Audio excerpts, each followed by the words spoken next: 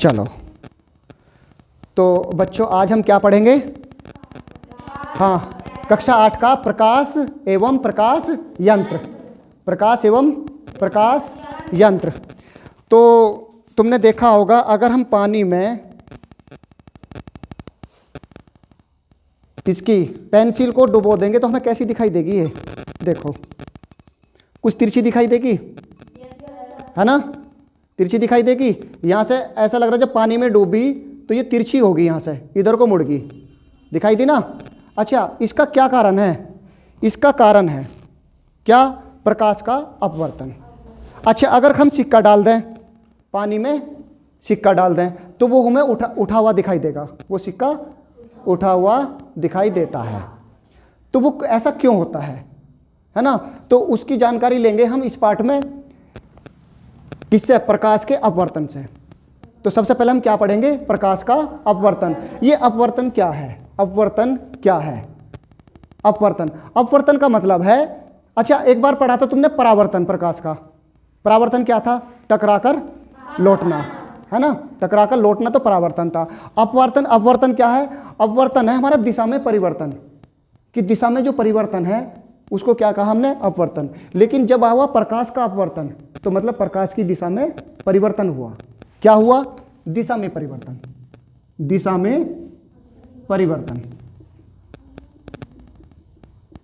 दिशा में परिवर्तन। अपवर्तन का मतलब है, इसे इंग्लिश में क्या कहेंगे? Refraction of light. परावर्तन को क्या कहा था? हाँ, रिफ्लेक्शन ऑफ लाइट, वो तो था परावर्तन। और ये है refraction, refraction, refraction of light. इसे समझो जरा। अच्छा, जब मैंने पेंसिल इसमें डुबोई थी तो क्या हुआ था? तुम्हें मुड़ी हुई कहाँ से दिखाई देती? कि जब वो पानी में गई, बिल्कुल जहाँ पे पानी था वहाँ से हमें मुड़ी हुई दिखाई दी। उससे ऊपर हवा थी, वायु थी, और फिर आ गया पानी। तो इसको कहेंगे हम एक माध्यम और इसको कहेंगे दूसरा माध्यम, है ना? एक माध्यम तो ये हो गया वायु, एक माध्यम क्या हो गया? पानी, जल, है ना? और कोई सा दूसरा माध्यम भी हुआ है? कोई और? हाँ होता है, कांच। कांच भी एक माध्यम है ना? तो अब हम देखते हैं। तो हमने बताया इसमें प्रकाश के अपवर्तन में क्या बता रहे हैं हम, कि प्रकाश की किरण जब एक समांगी पारदर्शी माध्यम में तिरछा प्रवेश करती है, कि प्रकाश की किरण है एक समांगी पारदर्शी माध्यम में तिरछा प्रवेश कर रही, तिरछा, तो क्या होगा वो? तो वह दोनों माध्यमों को अलग करने वाले पृष्ठ की ओर मुड़ जाती है। इस घटना को प्रकाश का अपवर्तन कहते हैं। अब इस बात को समझो जरा, ये क्या लिखा हुआ है समझो। ये हमारे पास दो माध्यम है, एक माध्यम तो ये हो गया, एक माध्यम ये हो गया। ये हमारे पास वायु है, यहां पे वायु, यहां पे तो वायु है, और यहां पे है कांच, ठीक है ना? ये वायु, ये कांच, ये हमने दो, इस माध्यम के दो हिस्से कर लिए, वायु कांच। वायु को कहेंगे हम विरल माध्यम और कांच को कहेंगे हम सघन माध्यम। अब विरल और सघन माध्यम भी देखो जरा, ठीक है ना? सघन का मतलब होता है डेंसर, है ना? तो इसमें क्या होगा? सघन माध्यम में कैसे? देखो, सघन का मतलब घनापन। क्या होता है सघन का मतलब? घनापन। और वायु है विरल, कांच है सघन। और अगर हम कांच की जगह कुछ और माध्यम ले ले, पानी, पानी और वायु में देखने लगे कौन सा विरल है और कौन सा सघन है, तो पानी जो है हमारा सघन हो जाएगा और वायु विरल हो जाएगी, ठीक है ना? तो अब ये देखो कि ये विरल वायु, ये विरल माध्यम है और ये सघन माध्यम है। अब आते हैं हम प्रकाश। जब प्रकाश की किरण विरल माध्यम से मतलब वायु से सघन माध्यम में प्रवेश करती है तो वह, ये जो अभिलंब है इसकी ओर झुक जाएगी। देखो, प्रकाश की किरण ऐसे जानी थी ना, ऐसे यहाँ को ऐसे जाती, लेकिन क्या हुआ? जैसे ही यहाँ पे आई हो, इस माध्यम में आई, तो इसकी तरफ को झुक गई। किसकी तरफ को झुक गई? अभिलंब की ओर, ठीक है ना? तो इस घटना में क्या हुआ? प्रकाश का अपवर्तन। या इसके विपरीत, यहाँ आ जाओ, मैंने लिया अब की बार जल, और यहाँ पे क्या लिया? वायु। यहाँ पे क्या लिया? वायु। तो अब हमने जल से वायु में गुजारी, तो प्रकाश की किरण ये गई, जल से कहाँ पे आई? वायु में। तो अब क्या हुआ? दूर हट गई, किससे? अभिलंब से दूर हटकी। इसका मतलब क्या है कि जब प्रकाश की किरण विरल से सघन में जाएगी, विरल से सघन में जाएगी, तो वह अभिलंब की ओर झुक जाएगी, ये झुकी। और जब सघन से विरल में जाएगी तो अभिलंब से दूर हट जाएगी। तो इसी कारण क्या हुआ, ये पेंसिल भी तुम्हें मुड़ी हुई दिखाई थी। क्यों? कि देखो, अब ये प्रकाश की किरण है, हम देख रहे इसको, प्रकाश की किरण अंदर से बाहर आई, जब भी तो हमें पेंसिल दिखाई देगी। ये अंदर वाला माध्यम कौन सा? सघन। बाहर वाला माध्यम कौन सा? विरल। तो सघन से विरल में प्रकाश की किरण आई, सघन से विरल में, तो अभिलंब से दूर हटेगी या पास जाएगी? अभिलंब से दूर हटेगी। तो ये अभिलंब से दूर हटती हुई हमें दिखाई दे रही है, तो इसी वजह से ये उठी हुई दिखाई दे रही है हमें, उठी हुई, तो इस वजह से ये पेंसिल हमारी मुड़ी हुई दिखाई देती है। तो समझ में आया? तो प्रकाश का अपवर्तन क्या था? प्रकाश का अपवर्तन फिर से समझो कि जब प्रकाश की किरण किसी समांगी पारदर्शी माध्यम में तिरछा प्रवेश करती है तो वह दोनों माध्यमों को अलग करने वाले पृष्ठ की ओर मुड़ जाती है। इस घटना को हम प्रकाश का अपवर्तन कहते हैं। क्लियर हुई बात? हमने फिर बताया कि जब कोई प्रकाश की किरण विरल माध्यम से सघन माध्यम में जाती है तो वह अभिलंब की ओर मुड़ जाती है ना, या सघन से विरल में जाती है तो अभिलंब से दूर हट जाती है। अब देखो, इसी से हमारे कुछ नियम बने जिसको हम कहेंगे अपवर्तन के नियम। क्या कहेंगे? अपवर्तन के नियम, लॉ ऑफ रिफ्रैक्शन। क्या है? देखो, जो किरण आई उसको हम कहेंगे आपतित किरण, जो किरण आई उसको हम क्या कहेंगे? आपतित किरण। और जो दूसरे माध्यम में अपवर्तित हुई उसे कहेंगे अपवर्तित किरण, इसे क्या कहेंगे? अपवर्तित किरण। तो इसके बीच अभिलंब और आपतित किरण के बीच बनने वाला कोण आई, और अभिलंब और अपवर्तित किरण के बीच बनने वाला कोण आर। ये बात क्लियर हुई? तो ये आपतित किरण, और वहां पे क्या थी? परावर्तन में क्या थी? ये परावर्तित किरण थी, और यहां पे क्या है? अपवर्तन हो रहा, तो ये अपवर्तित किरण है। क्लियर है बात? अब ये इसके अपवर्तन के नियम आए, इसके दो नियम हुए, दो नियम। तो पहला नियम क्या है? पहला नियम बिल्कुल उसी परावर्तन की तरह कि क्या है पहला नियम? कि आपतित किरण, अपवर्तित किरण और ये अभिलंब तीनों एक ही तल में होते हैं। क्लियर हुई बात? आपतित किरण, अपवर्तित किरण और अभिलंब तीनों एक ही तल में होते हैं, ये पहला नियम। अब दूसरा नियम समझो। अच्छा, तुमने साइन का नाम सुना? SINE पढ़ा? कहाँ पढ़ा? पढ़ा कहीं तुमने साइन? नहीं, एक त्रिकोणमिति में पढ़ोगे तुम साइन, जिसको बोलते हैं हम ज्या। तो क्या होता है उसमें क्या होगा? उसमें होगा ये कि जैसे हमारा ये हमारा समकोण त्रिभुज है, समकोण त्रिभुज, इसमें क्या है? लंब। ये क्या है? लंब। ये है कर्ण। अगर लंब और कर्ण का अनुपात ले लें हम, लंब बटे कर्ण कर लें, तो इसको हम साइन बोल देते हैं। क्या बोल देते हैं? साइन। हिंदी में बोलते हैं ज्या। हिंदी में क्या बोलते हैं? ज्या। तो अभी तुम मैथ में इस साल, अगली साल ट्रिग्नोमेट्री में पढ़ोगे इनको। तो इससे पहले मैंने तुम्हें बता दिया कि इसका अनुपात और इसका अनुपात को हम क्या बोल लेंगे? साइन, ज्या। अब इस सेकंड नियम इसका इसी से निकला। इसने जो कहा सेकंड नियम कि ये कौन सा कोण है? ये वाला आई, आपतन कोण। कौन सा कोण है? आपतन कोण। आपतन कोण की साइन या ज्या, आपतन कोण है आई, और इसकी ज्या, मतलब ज्या का मतलब साइन। तो क्या हो गया? साइन आई। और अपवर्त यो कौन सा कोण है? अपवर्तन। इसकी ज्या, इसका कौन सा? आर। इन दोनों का अनुपात, अनुपात का मतलब बटे, रख लिया। एक नियतांक होता है, इस नियतांक को कह देंगे हम n। ये क्या होता है? नियतांक। तो इसके ये दो नियम हैं, और इस बात को किसने बताया? स्नेल ने। किसने बताया? स्नेल। तो इसे स्नेल का नियम भी कहते हैं। इस वाले को क्या कहते हैं? स्नेल का नियम। मतलब समझो कि पहला नियम क्या बताया? पहला नियम कि आपतित किरण,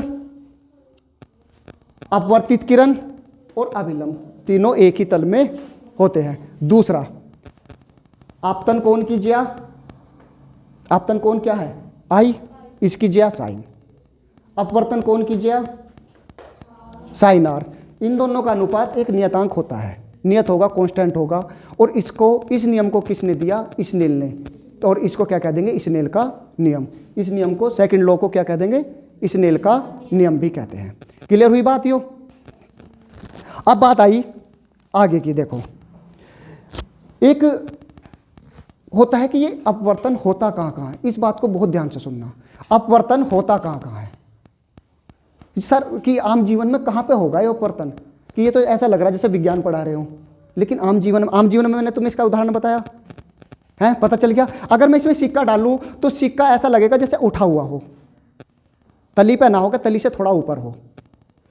तो इसी बात को हम बताने जा रहे हैं कि ये अपवर्तन होता कहाँ कहाँ है। ठोस में भी होगा, द्रव में भी होगा, गैस में भी होगा, तीनों में होगा। तो सबसे पहले हम देखते हैं गैस में।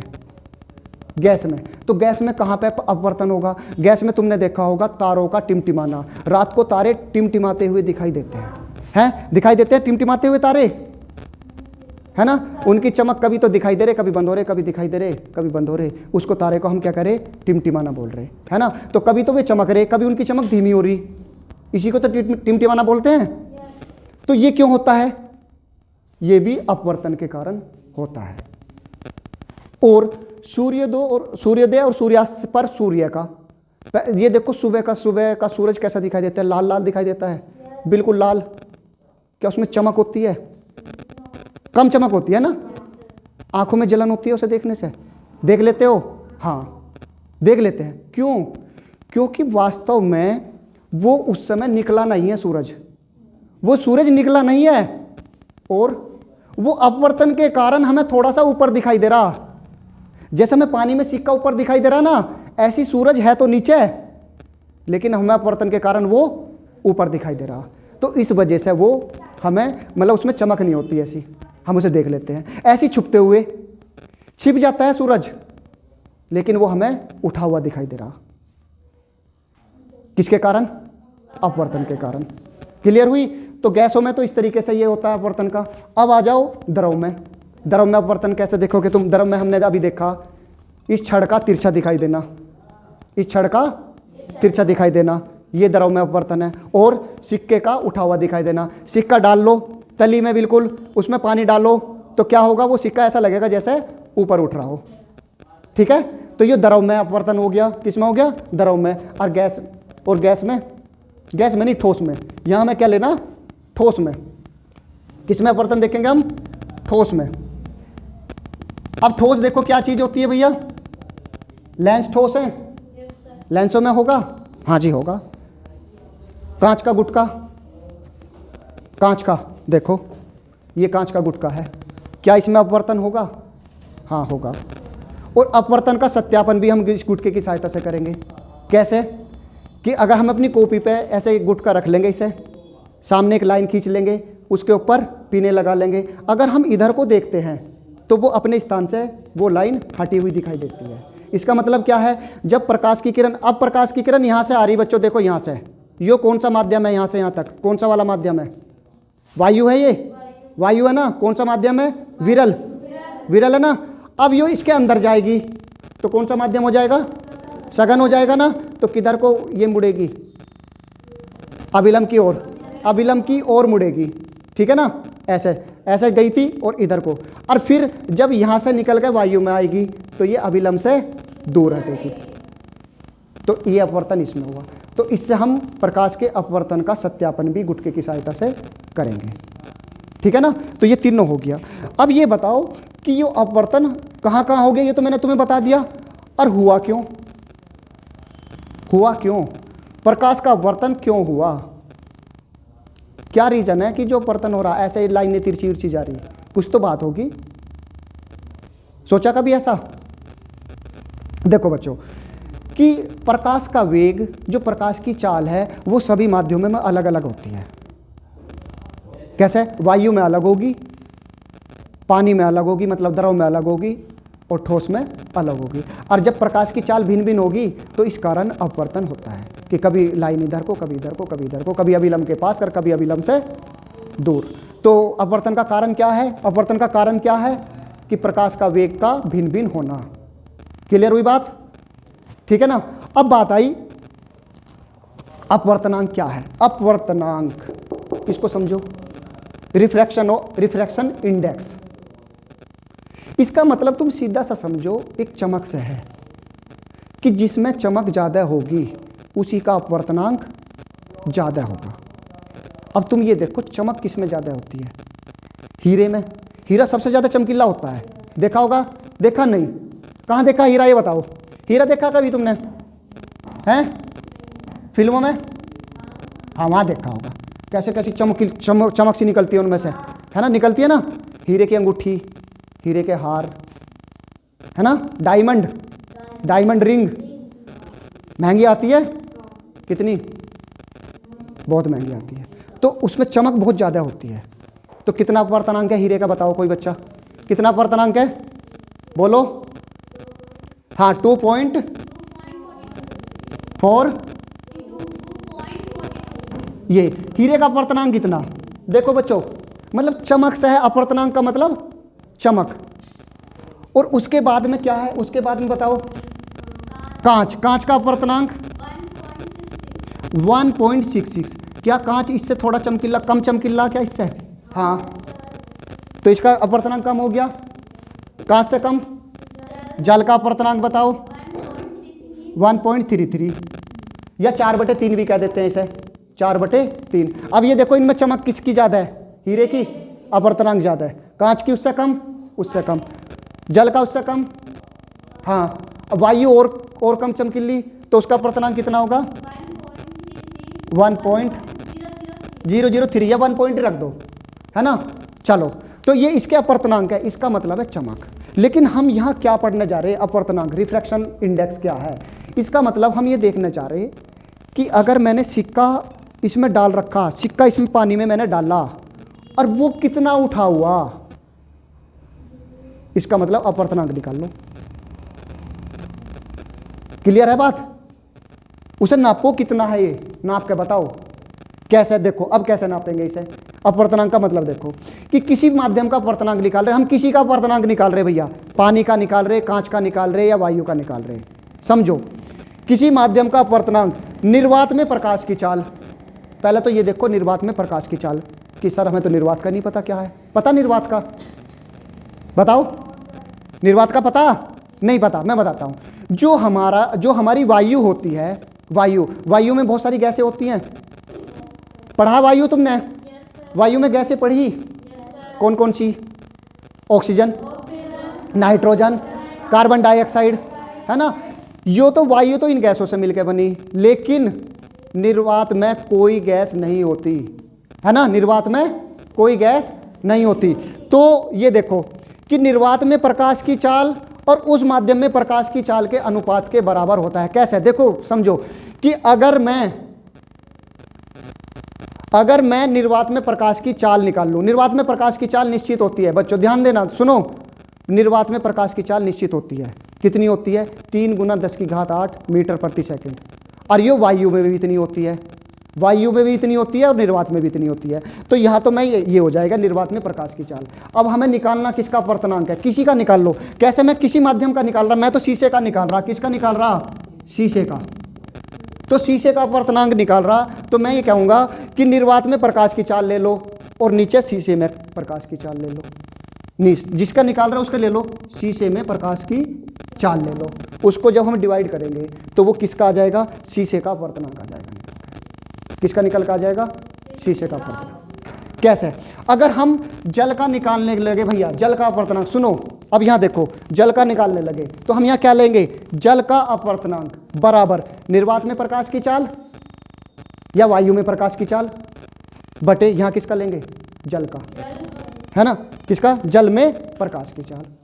और जब हम डिवाइड करेंगे ना दोनों को तो कितना आएगा? 1.33 ये अपवर्तनांक है, ठीक है ना? और इसको हम कैसे प्रदर्शित करेंगे? इससे प्रदर्शित करेंगे ANG, ऐसा लिखा हुआ मिलेगा। इसका मतलब क्या है? ANG का मतलब क्या है? देखो, G का मतलब क्या है? G का मतलब ग्लास, ग्लास का मतलब कांच, A का मतलब एयर, हवा, वायु। तो हम देखेंगे इसका अपवर्तनांक निकाल रहे, इसका, किसका? कांच का, किसके सापेक्ष? हवा के। कांच का हवा के सापेक्ष अपवर्तनांक, कांच का हवा के सापेक्ष अपवर्तनांक निकाल रहे, तो इसे हम ऐसा लिखा करेंगे, ऐसा। अगर कहीं ANG लिखा हुआ आ जाए, ANG, तो क्या हुआ? कांच का हवा के सापेक्ष अपवर्तनांक। या ANW आ जाए तो किसका निकाल लेंगे हम? पानी का हवा के सापेक्ष, उसे हम ANW लिखेंगे। ठीक है ना? तो ये हो गया, ये क्या है? अपवर्तनांक। तो अपवर्तनांक का मतलब, अपवर्तनांक का सीधा सा मतलब किससे है? चमक से है। तो अब ये बताओ मुझे, वायु का अपवर्तनांक ज्यादा होगा या पानी का अपवर्तनांक ज्यादा होगा? पानी में चमक ज्यादा है, अपवर्तनांक ज्यादा है। कांच का ज्यादा होगा या हीरे का ज्यादा होगा? हीरे का अपवर्तनांक होगा। ठीक है ना? और कांच का ज्यादा होगा या इस प्रिज्म का अपवर्तनांक ज्यादा होगा? प्रिज्म का। चलो यो कांच का गुटका, यो प्रिज्म है, प्रिज्म का ज्यादा होगा, इसमें चमक ज्यादा है। ठीक है ना? तो अपवर्तनांक प्रिज्म का ज्यादा होगा। ठीक है? अच्छा, अब इसके जो हैं अपवर्तन की कुछ घटनाएं हैं। अपवर्तन की घटनाएं क्या है कि तुमने क्या दिखाई दिया कि पानी के अंदर जो सिक्का है थोड़ा सा उठा हुआ दिखाई देता है। पानी के अंदर जो सिक्का है थोड़ा उठा हुआ दिखाई देगा। ये किसके कारण है? किसके कारण है? अपवर्तन के कारण। और तालाब की जो गहराई है, तालाब की जो वास्तविक गहराई है, वो भी थोड़ी सी उठी हुई दिखाई देगी। अगर साफ पानी में तुम तालाब को देखोगे तो ऐसा लगेगा कि इसका तल थोड़ा सा ऊपर को हो गया। ठीक है ना? अच्छा, तारों का टिमटिमाना, तारों का टिमटिमाना भी प्रकाश का अपवर्तन के कारण होता है। तो क्लियर हुई बात यहां तक? तो आज हमने पढ़ा प्रकाश का अपवर्तन, अपवर्तन के नियम और अपवर्तनांक, ये पढ़ा। अब हम कल पढ़ेंगे, क्या पढ़ेंगे हम कल?